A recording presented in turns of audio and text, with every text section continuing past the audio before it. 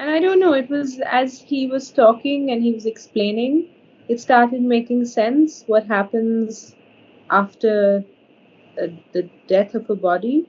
And it was quite healing. I think the Right. more I just understood, it was, it doesn't come and go intensely like that. Like I feel his loss, but I don't feel the grief so strongly. I don't know. Well, I don't know if does it also matter if you were very close to the person or not. I'm sure that plays a role. I mean, we were well, close, but not that yeah, close. but there are other aspects that I should talk to you about. One is, of course, we're grieving for ourselves, not for the soul that's gone. Yes. It's our egotistical grief, Yeah. because the one who is gone has already gone to his place of rest, and is very happy there, and it's very beautiful there. Yeah. And the other thing is that sometimes the soul will tell us, "You're holding me down by your grief. Hmm. You're holding my rising up. You're holding me back."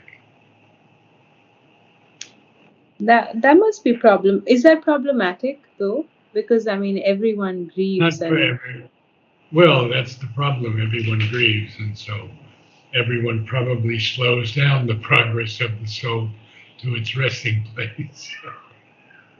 But you're very fortunate. It took me years and years and years. And of course, but it depends. that's the lower consciousness that I was in. I was in a consciousness that was filled with beauty, love, delight, harmony, and yeah, my loss, my egotistical feeling of loss, not hers. I told you at the very end. Did I tell you not at the very end? The three lines that we spoke. No. No. Okay. First of all, she says in the mid afternoon or late afternoon, "You are my friend and my companion." And she's filled with drugs and able to say this. Filled with drugs because the pain is so intense. So then in the evening, I think it was about 7 o'clock in the evening, I begin to sing Om to her. And I sing it all night long for 12 hours. And the nurses are coming in and they're weeping, and they gave me a letter and they gave me a big card after she left, and it said namaste, and it was amazing.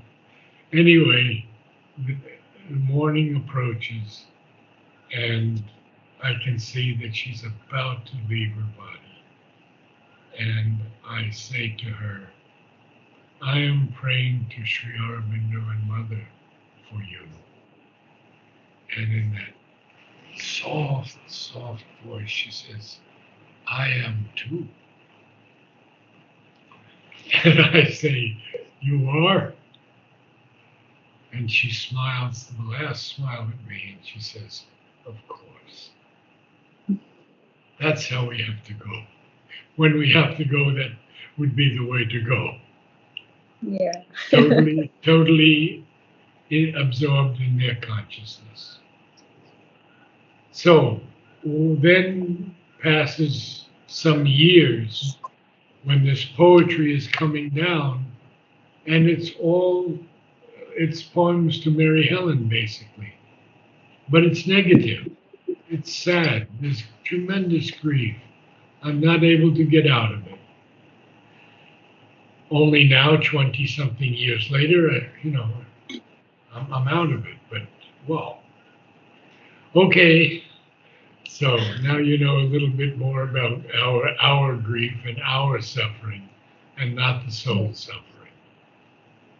But Yeah. we can be very happy that the soul has gone to its resting place in peace and in joy.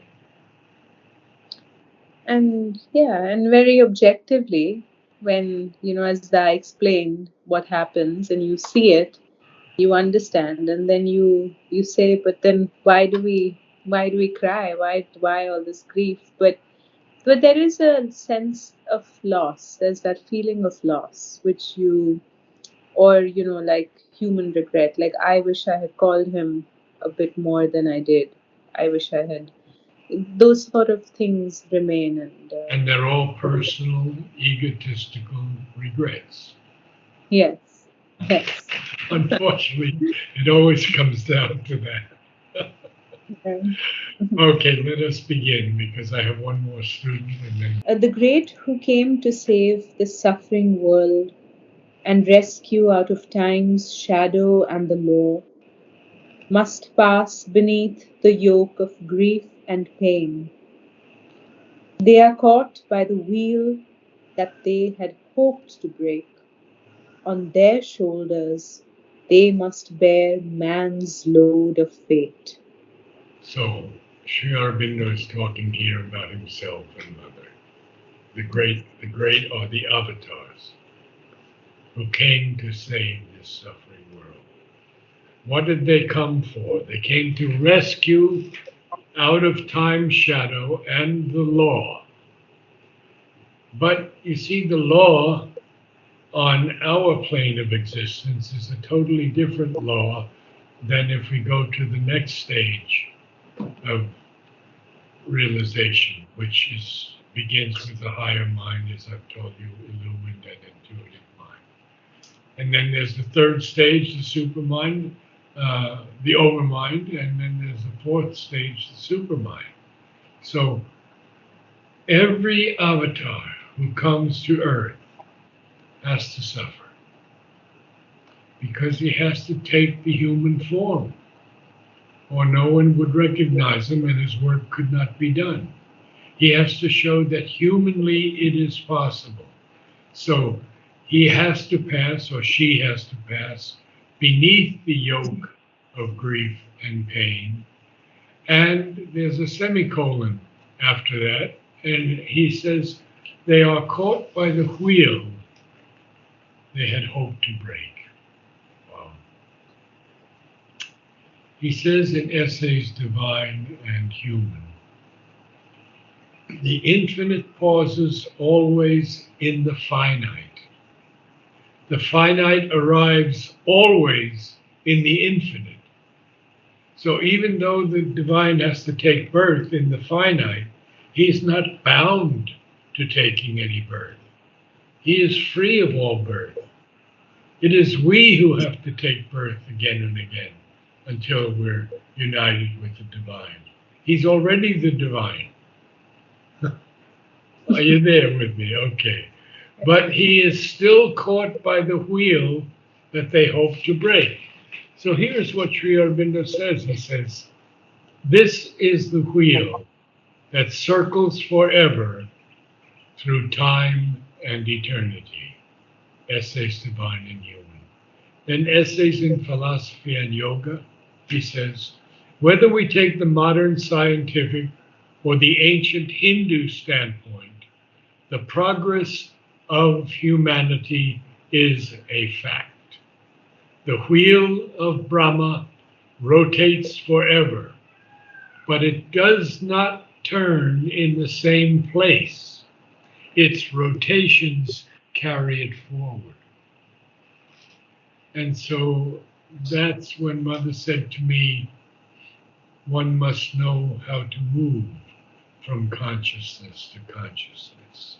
I understood it then in that text, that we have to understand that we are on a wheel. And I told you, I think, the story of the black people before. Yes. No? A wheel in a wheel, way in the middle of the sky. They had that vision. Yes. And Yes. the little wheel run by the grace of God, the great wheel run by the great wheel run by the hand of man, the little wheel run by us. So we are caught by the wheel. They are caught. The avatars are caught by the wheel that they had hoped to break. And therefore, on their shoulders, they must bear man's load of fate. It's true of Krishna. It's true of Christ. I mean, they were all killed. Christ was killed. Krishna was killed. Sri Aurobindo had to give up his body to put the supermental in the earth. Mother finally left, but hers was a conscious choice because, well, Sri Aurobindo's was also. Christ was not, but he had the chance to get out of it. And he refused the chance because he knew that by his crucifixion, Christianity would take hold. So, I don't actually know how Krishna left his body. I've never uh, heard that story. yeah, I can look it up, or I'll ask Ranga and he can give us all the details. Okay. So, let's continue on a bit because time is going. Okay. Heaven's riches. Heaven's riches they bring, their sufferings count the price, or they pay the gift of knowledge with their lives. There it is, just what we said, just what we were saying. And now, this is a very interesting passage, so we have to go a little bit slowly. The Son of God, born as the Son of Man, has drunk the bitter cup, owned Godhead's debt, the debt the eternal owes to the fallen kind. His will has bound to death and struggling life that yearns in vain for rest and endless peace. Well, first of all, we have the Son of God, born as the Son of Man. And this is pure Christianity. Hmm. But then we have, has drunk the bitter cup.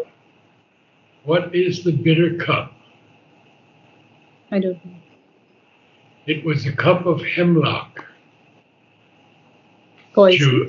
hemlock poison that Okay. Socrates had to drink and die. Oh. So that's the bitter cup. And therefore he owned this debt to Godhead, which is the debt the eternal owes to the fallen kind. The fallen kind is us. Right. And his will has bound to death and struggling life that yearns in vain for rest and endless peace. So they have to take on every aspect. And I've told you about Narad Baran's constant badgering of Sri Aurobindo, saying, you don't have to suffer what we have to suffer because you're divine. And how Sri Aurobindo would tell him, I have to suffer 100 times as much as you. And imagine Mother, 23 years after Sri Aurobindo has left his body, she's working on the transformation of the body. She didn't have to transform anything else in herself. Mother was totally transformed. It was the body she was working on, the cells of the body. And so we have that marvelous book of Satprem, mind of the cells. So, Sneha forgot last week, and we have to go through the whole thing again. So we have to remember to record. Okay. Okay, now. Now is the debt paid, wiped off the original score. Because each avatar brings down something that raises the consciousness and the evolution of life. Christ brought compassion, and a Buddha brought compassion. You have to say that Buddha was also a great soul. I don't know if I could call him an avatar, but maybe people do call him an avatar to an extent. But when he looked back on the earth, that last turn that he made towards the earth, with such compassion, said that maybe that wasn't his way. His way was to see all of this as illusion. And that is often the first thing that we see when we go into samadhi, or to the second tier of consciousness. We see that life seems to be an endless illusion. There's no meaning to it. Because we no longer see the dichotomy of truth and falsehood, love and hate, all of these things. So we have to get there. Now, he says, now is the debt paid. Wiped off the original score, the original account. Now, we're here again, we're going to get a Christian thing. The eternal? The Eternal suffers in a human form. He has signed salvation's testament with his blood. He has opened the doors of his undying peace. And there it is. The Eternal suffers in a human form. He almost always has to sign this testament of salvation with his blood, or the giving of his life. And through that, he has opened the doors. The deity compensates the creature's claim. The Creator bears the law of pain and death. A retribution smites the incarnate God.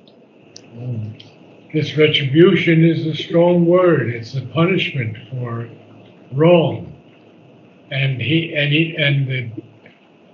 avatar takes that upon himself, and he's smitten with that. It's a heavy blow. Smitten. It smites the incarnate God that he is. So he is the creator, and he bears the law of pain and death. He is the deity who compensates the creature's claim to compensate something. Do we understand? You make a payment or a reparation or recompense. And so, therefore, this creator also bears the law of pain and death, and a retribution smites the incarnate God. Okay, can you start from the beginning? Yes. The great who came to save the suffering world and rescue out of time's shadow and the law must pass beneath the yoke of grief and pain. They are caught by the wheel that they had hoped to break. On their shoulders they must bear man's load of fate. Heaven's riches they bring, their sufferings count the price, or they pay the gift of knowledge with their lives. The Son of God, born as the Son of Man, has drunk the bitter cup, owned Godhead's debt, the debt the Eternal owes to the fallen kind. His will has bound to death and struggling life that yearns in vain for rest and endless peace. Now is the debt paid, wiped off the original score. The Eternal suffers in a human form. He has signed salvation's testament with his blood. He has opened the doors of his undying peace. The deity compensates the creature's claim. The Creator bears the law of pain and death. A retribution smites the incarnate God. So there are only a couple of things. Very, very good reading. Sometimes the ending again of the lines is not quite Oh, what we want to feel. Huh? yes. Uh, He has drunk the bitter cup, owned Godhead's debt, but dead, no, dead, because it's going to carry on. So those few things, we're getting better and better all the time. So I'm not critical at all. I feel everything is going so well. So we And have I felt seen. that too. The Hmm? I felt that too when I was reading it. Ah, good, good, very good, good. Okay, so I'll go on to my next now, Yes. unless you have any questions on the passage. No, I don't. Well, It quite clear, explained. isn't it? Yes. Good. Yes. Okay, great. Okay. Thank you, Naraji. Namaste.